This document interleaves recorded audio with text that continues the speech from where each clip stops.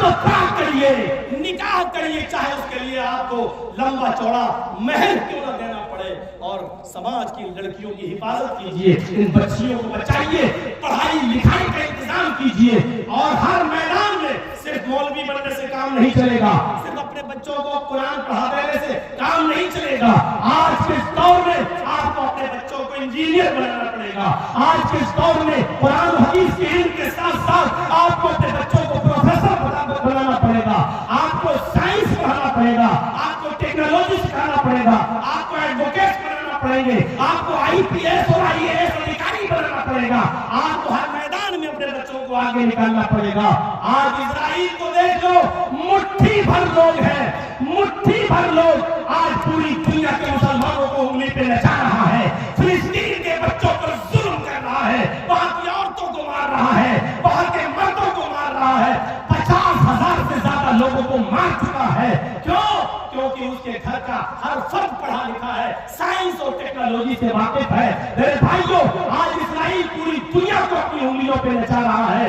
جب تک آپ کے پاس علم نہیں ہوگا، آپ کے پاس سائنس نہیں ہوگی، آپ کے پاس ٹیکنالوجی نہیں ہوگی، آپ کے پاس ہر قسم کے علوم اور فنون نہیں ہوں گے، آپ ترقی نہیں کر سکتے ہیں۔ آپ ترقی کریں گے تو اپنے بچوں کو پڑھائیے، چاہے آپ کو آدھی روٹی کھانا پڑے، لیکن اپنے بچوں کو پڑھائیے۔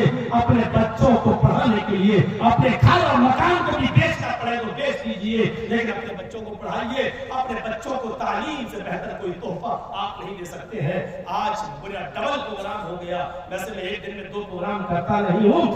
ابھی میں 9:15 سے 8:15 سے 9:10 تک کشن گنج کے ایک علاقے میں بول کے آیا، پھر یہاں پر بھی میں نے 1.5 گھنٹے کے آس پاس آپ کے سامنے خطاب کر دیا۔ تو میرے بھائیوں، اس خطاب کے بعد آپ کی تعداد بہت اچھی تھی، لیکن شاید میری اردو کی وجہ سے یا آپ کے نہ سمجھ پانے کی وجہ سے آدھے سے زیادہ لوگ اب جا چکے ہیں۔ تو اس لیے میری گزارش یہ ہے کہ جو بولا گیا ہے اس کو کانوں میں رکھ لیجئے، اپنا لیجئے اور اس پر عمل کریے۔